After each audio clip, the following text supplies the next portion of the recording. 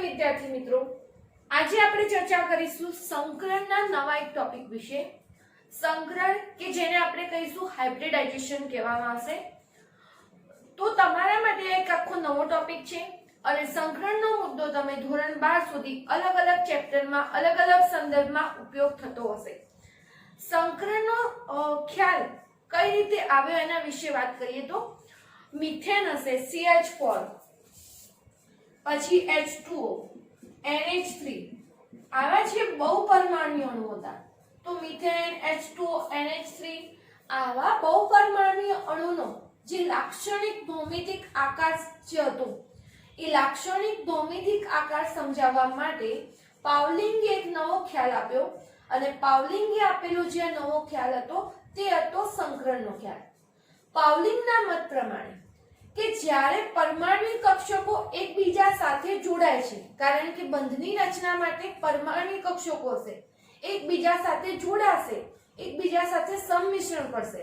તો આવી પરમાણ્વિક કક્ષકો જ્યારે એકબીજા સાથે જોડાય છે ત્યારે એની સમતુલ્ય ઉર્જાવાળી નવી કક્ષકોનો એક સેટ રચે છે અને આ સમતુલ્ય ઉર્જાવાળી જે નવી કક્ષકોનો એક સેટ રચે છે એને કહેવામાં આવે છે સંકર કક્ષકો અથવા કહેવામાં આવશે સંકૃત કક્ષકો તરીકે ઓળખવામાં આવતી હતી.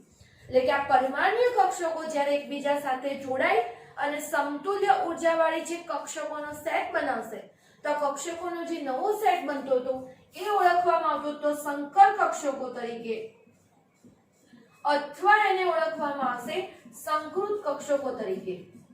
અને આ જે જોડાવાની આખી જે ઘટના હતી એ ઘટનાને ઓળખવામાં આવતી હતી સંકરણ તરીકે. સંકરણની વ્યાખ્યા જો ડિટેલમાં લેવી હોય તો સંકરણની વ્યાખ્યા થશે થોડી જુદી જુદી ઉર્જાવાળા કક્ષકોનું આંતર મિશ્રણ થાય છે. થોડી જુદી જુદી ઉર્જાવાળી કક્ષકોનો મતલબ કે લગભગ સરખી ઉર્જાવાળી જે કક્ષકો હોય એવી જ કક્ષકો એકબીજા જોડે આંતર મિશ્રણ પામશે. વધારે ઉર્જાનો તફાવત હશે એવી કક્ષકો એકબીજા જોડે આંતર મિશ્રણ પામતી નથી. એટલે અહીંયા પહેલી વાત કે જ્યારે થોડી જુદી જુદી ઉર્જાવાળી કક્ષકોનું આંતર મિશ્રણ થાય છે એટલે કે એકબીજા જોડે મિશ્ર થાય છે ત્યારે જેથી તેમની ઉર્જાનું પુનઃવિતરણ કરે છે. એની અંદર એની જે ઉર્જા હશે એનું પુનઃવિતરણ થશે અને જેને પરિણામે પુનઃવિતરણ ઉર્જાનું થવાના કારણે સમાન ઉર્જા અને આકારવાળી નવી કક્ષકોનો એક સેટ મળતો હશે. આ નવી જે કક્ષકોનો સેટ રચાય છે એને કહેવામાં આવશે સંકૃત કક્ષકો અને જે આખી ઘટના હતી ઓળખવામાં આવતી હતી સંકરણ. તો ફરીથી સંકરણની વ્યાખ્યા થોડી જુદી જુદી ઉર્જાવાળી કક્ષકોનું આંતર મિશ્રણ થાય. એટલે થોડી જુદી જુદી ઉર્જા કહીએ તો લગભગ સમાન ઉર્જા ધરાવતી જે કક્ષકો છે આવી સમાન ઉર્જા ધરાવતા કક્ષકોનું જ્યારે આંતર મિશ્રણ થાય ટૂંકમાં કહીએ તો એકબીજા જોડે મિશ્રિત થશે ત્યારે એની અંદર આવી જે સમાન ઉર્જાવાળી કક્ષકો હતી એની અંદર ઉર્જાનું પુનઃવિતરણ કરશે અને પુનઃવિતરણ થયા પછી પરિણામે સમાન ઉર્જા અને આકાર ધરાવતી નવી કક્ષકોનો એક સેટ રચાશે અને જે નવી કક્ષકો બની હશે ઓળખવામાં આવતી છે સંકર કક્ષકો તો સંકૃત કક્ષકો તરીકે. અને જે આખી ઘટના હતી ઓળખવામાં આવતી હતી સંકરણની ઘટના, હાઇબ્રિડાઇઝેશનની ઘટના તરીકે ઓળખવામાં આવશે. એના વિશે આપણે આની અંદર ખ્યાલ લેવાનો છે. હવે એમાં જો ઉદાહરણ જોઈએ તો દાખલા તરીકે એક 2s કક્ષક અને 3 2p કક્ષકો, કારણ કે આપણે જાણીએ છીએ કે p કક્ષકોની સંખ્યા 3 હતી.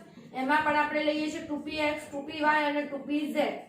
તો એક 2s કક્ષક અને 3 2p કક્ષક મતલબ કે એક પ્રકારે p કક્ષક. હવે 2s અને 2p કહીએ તો 2s અને 2p કક્ષક કહીએ તો લગભગ સમાન ઉર્જા ધરાવતી થશે. એમાં ઉર્જા જે કહીએ તો થોડી જુદી જુદી ઉર્જા જ હશે એની અંદર, કારણ કક્ષકોની ઉર્જાનો આપણે ક્રમ લખતા હતા ત્યારે આવભાવના નિયમ પ્રમાણે 1s ની ઉર્જા સૌથી ઓછી, પછી 2s ની, પછી 2p ની, પછી 3s, પછી 3p. આ પ્રમાણે આપણે એનો ક્રમ ફોલો કરતા હતા.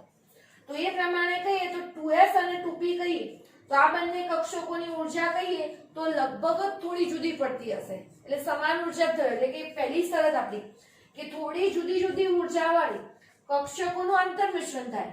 એટલે કે જ્યારે 2s અને 2p કક્ષકનું આંતર મિશ્રણ થશે આપણે અગાઉ જોઈએ સિગ્મા બંધની રચનામાં sp સંમિશ્રણ થતું હતું s કક્ષક અને p કક્ષક વચ્ચે. તો આવી જે 2s અને 2p કક્ષકનું સંમિશ્રણ થશે ત્યારે, હવે આમ તો 2s અને 2p ની ઊર્જા જુદી હતી, પરંતુ જ્યારે અહીંયા આંતરમિશ્રણ થશે ત્યારે ઊર્જાનું પુનઃવિતરણ થશે અને પુનઃવિતરણ થવાના કારણે સમાન ઊર્જા અને આકાર ધરાવતી નવી કક્ષકોનો સેટ જોવા મળશે.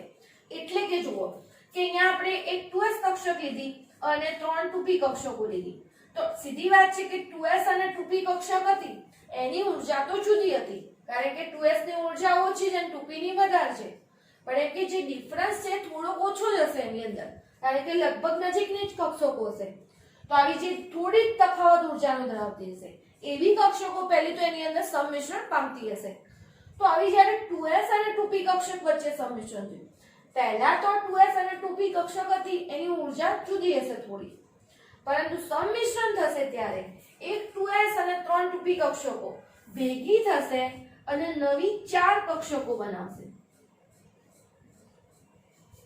અને જે નવી 4 કક્ષકો બનાવશે એની જે થશે, કારણ કે એકબીજા જોડે અહીંયા શું કરશે, આંતરમિશ્રણ થશે, એટલે એકબીજા જોડે કેમ મિશ્રિત થશે 2s અને 2p કક્ષકો, ત્યારે ઊર્જાનું પુનઃવિતરણ કરશે અને પરિણામે સમાન ઊર્જા અને આકાર ધરાવતી હવે જે આપણને આ નવી 4 કક્ષકો બની એની જે ઊર્જા કહીએ એ ઊર્જા કેવી હશે, સમાન ઊર્જા હશે, અને આકાર કહીએ તો આકાર પણ કેવો હશે, સમાન આકાર હશે.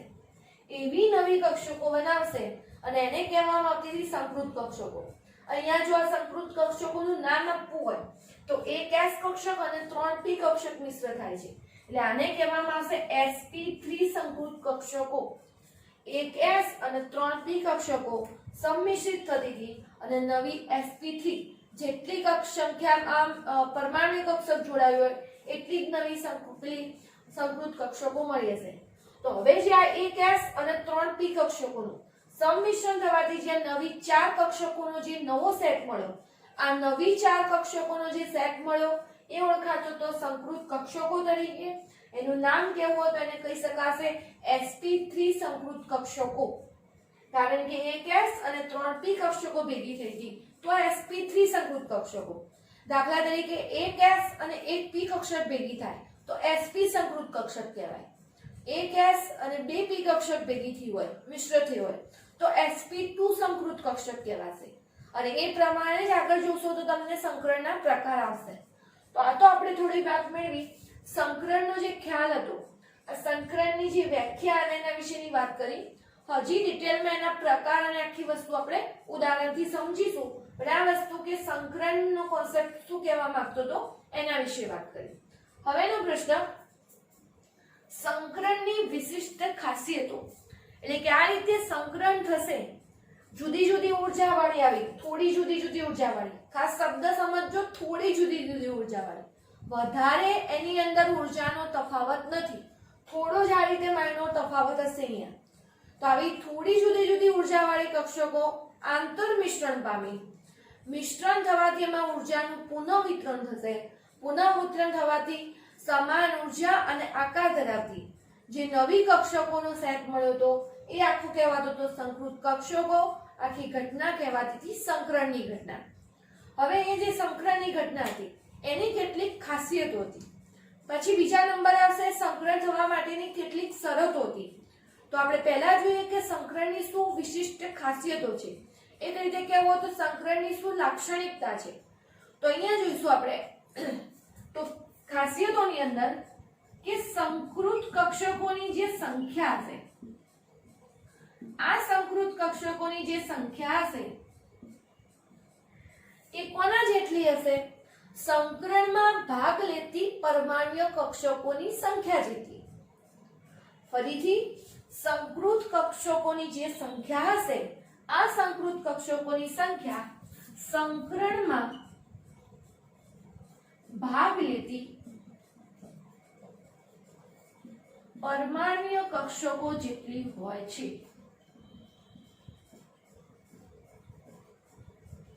હવે ઉદાહરણથી સમજીએ તો દાખલા તરીકે આપણે અહીંયા sp3 સંકૃત કક્ષકો મળી, તો આ sp3 સંકૃત કક્ષકોની સંખ્યા 1 2 3 4 ટોટલ 4 મળે છે. આનું કારણ સંકરણમાં ભાગ કેટલી પરમાણ્વીય કક્ષકો લીધી હતી? તો સંકરણમાં ભાગ એક 2s કક્ષક અને 3 2p કક્ષકે લીધો. તો ટોટલ 3 ને 4 પરમાણ્વીય કક્ષકો ભાગ લીધી હતી. તો ભાગ લેતી પરમાણ્વીય કક્ષકો 4 હતી. તો નવી બનતી જે સંકૃત કક્ષકો હશે એ નવી બનતી સંકૃત કક્ષકો પણ અહીંયા કેટલી હશે? 4 હશે. એટલે કે પહેલી ખાસિયત, સંકૃત કક્ષકોની જે સંખ્યા હશે, આ સંકૃત કક્ષકોની સંખ્યા સંકરણમાં ભાગ લેતી જે પરમાણ્વીય કક્ષકો હોય, આ પરમાણ્વીય કક્ષકોની સંખ્યા જેટલી હોય. જો 2 પરમાણ્વીય કક્ષકો ભાગ લે તો સંકૃત કક્ષક 2 મળે. 3 પરમાણ્વીય કક્ષકે ભાગ લીધો હોય તો સંકૃત કક્ષકો 3 મળે. આ રીતે 4 પરમાણ્વીય કક્ષકોએ ભાગ લીધો હોય તો નવી સંકૃત કક્ષકોની સંખ્યા પણ કેટલી મળશે? 4 મળશે. પછી બીજી વાત કે જે સંકૃત કક્ષકો હશે, આ સંકૃત કક્ષકો હંમેશા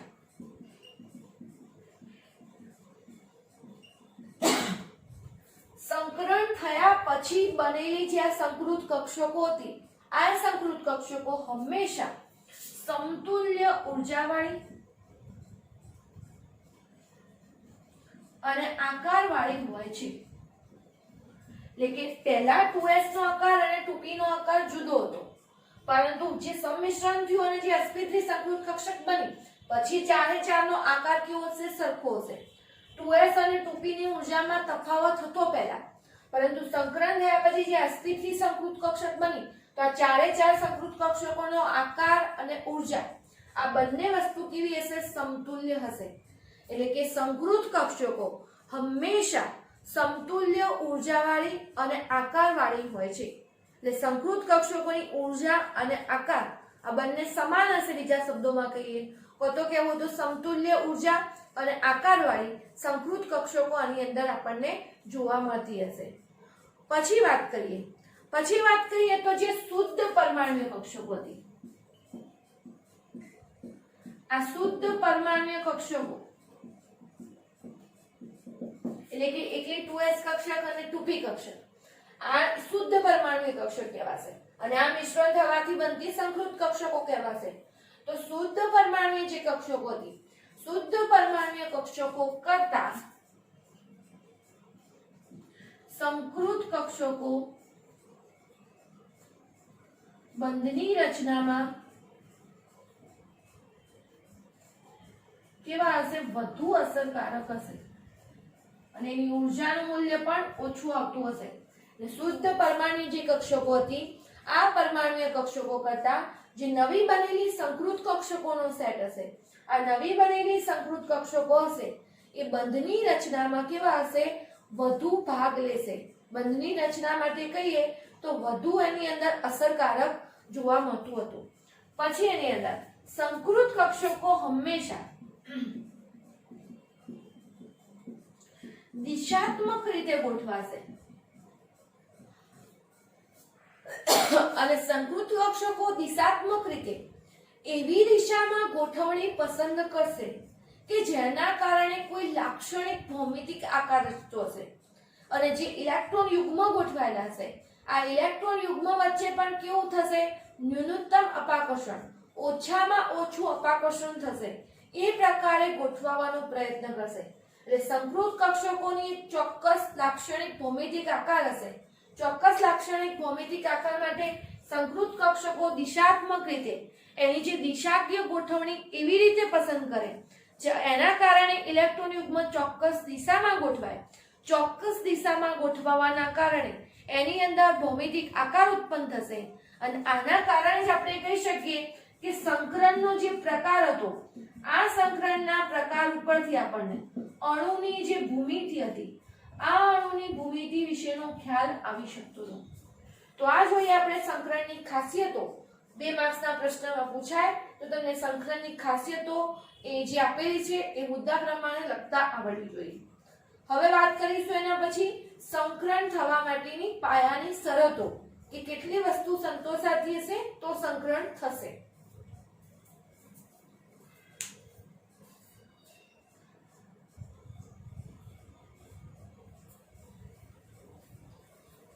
હવે વાત કરીએ કે સંકરણ થવું હોય તો એવું નહીં હોય કે ગમે તે કક્ષકો એકબીજા જોડે સંમિશ્રિત થઈ જતી હશે, કોઈ પણ કક્ષક લઈએ, 3s લઈએ અને 4d કક્ષક લઈએ, ગમે તેવી રીતે કહીએ તો એકબીજા જોડે મિશ્ર થઈ જતી હશે. સંકરણ થવા માટે પણ કેટલીક શરતો જે છે એ કેટલીક શરતોનું પાલન થવું જોઈએ. તો એની અંદર કહી શકીએ કે સંકરણ માટેની અગત્યની શરતો, એટલે કે સંકરણ જે થતું હશે એના માટેની અગત્યની શરતો. તો આની અંદર સંકરણની અંદર વાત કરીએ તો પરમાણુની સંયોજકતા કોષમાં રહેલી જે કક્ષકો હશે એ જ સંકરણમાં ભાગ લઈ શકશે. એટલે સંકરણની અંદર કેવું હોય તો પહેલી શરત આવશે કે પરમાણુની સંયોજકતા કોષમાં,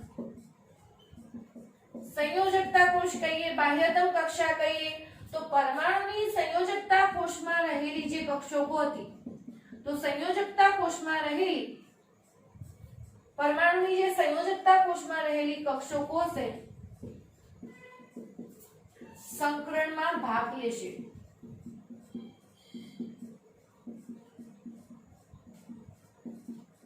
બીજી શરત કે સંકરણ પામતી જે પરમાણુય કક્ષકો હશે એ લગભગ સમાન ઉર્જા ધરાવતી હોવી જોઈએ. એટલે સંકરણ અનુભવતી જે કક્ષકો હશે એ સંકરણ અનુભવતી કક્ષકોની ઉર્જા જે કહીએ તો એ સંકરણ અનુભવતી કક્ષકોની ઉર્જા સમાન હોવી જોઈએ. એટલે સંકરણ અનુભવતી જે કક્ષકો હશે આ સંકરણ અનુભવતી કક્ષકોની ઉર્જા સમાન હોવી જોઈએ.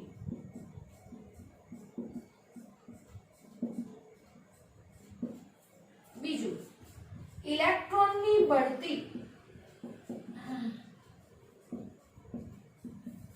તે સંકરણ માટેની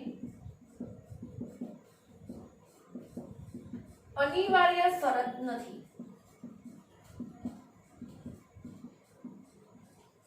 હવે અહીંયા આ વસ્તુ ખાસ સમજવી જોઈએ. આ બે મુદ્દામાં તો આપણને ખ્યાલ આવી ગયો કે પરમાણુની સંયોજકતા કોષમાં જે બાહ્યતમ કોષમાં રહેલી કક્ષકો છે એ જ સંકરણમાં ભાગ લેશે. બીજા નંબરે વાત કરી કે સંકરણમાં જે ભાગ લેતી હશે, સંકરણમાં અનુભવતી જે કક્ષકો છે તો એની ઉર્જા લગભગ કેવી હોવી જોઈએ? સમાન હોવી જોઈએ. એ પણ આપણે કે કક્ષકોની શક્તિના ક્રમ ઉપરથી જોયું. હવે અહીંયા કીધું ઇલેક્ટ્રોનની બઢતી તે સંકરણ માટે અનિવાર્ય શરત નથી. ઇલેક્ટ્રોનની બઢતી એટલે ઘણીવાર એવું થશે કે દાખલા તરીકે અહીંયા 2s કક્ષક હોય, અહીંયા આ રીતે 2p કક્ષક હોય,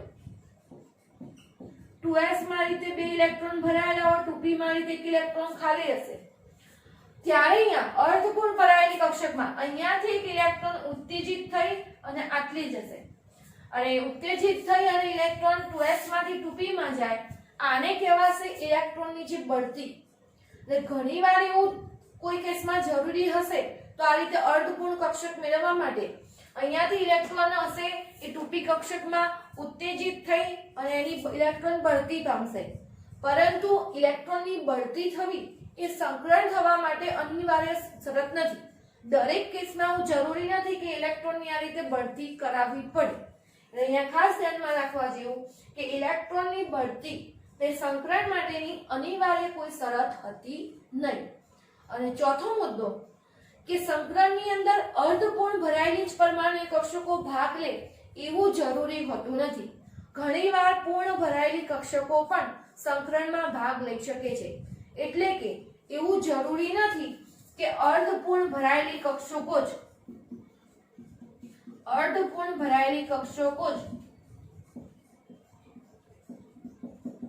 સંકરણમાં ભાગ લે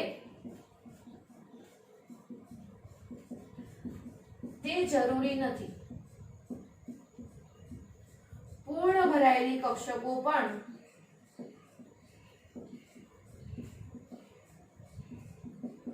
સંકરણમાં ભાગ લઈ શકે.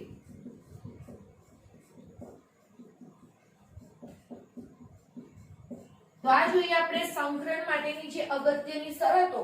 અગાઉનો જે પ્રશ્ન હતો સંકરણ થવા જે સંકરણની આખી ખાસિયતો જે હતી એના વિશે 2 માર્ક્સના પ્રશ્નની અંદર ખાસ ધ્યાનમાં રાખવાનું કે સંકરણ થવા માટેની શરતો પૂછી છે કે સંકરણની ખાસિયતો પૂછી છે. કારણ કે બંને પ્રશ્નો થોડા લગભગ સમાન પ્રકારના પરંતુ એકબીજામાં મિશ્ર ના થઈ જાય એ રીતે યાદ રાખવાના. હવે એના પછીનો મુદ્દો આપણે જોઈશું પછીના લેક્ચરમાં સંકરણના અલગ અલગ પ્રકાર. સંકરણના અલગ અલગ પ્રકારમાં આવશે sp સંકરણ, sp2, sp3 સંકરણ, પછી આગળ ડી કક્ષકો જોડે થતું sp3d સંકરણ, d2 sp3 સંકરણ. આ રીતના અલગ અલગ સંકરણ કઈ રીતે ભાગ ભજવતા હોય છે એના વિશેની હવે પછી આપણે વાત કરીશું.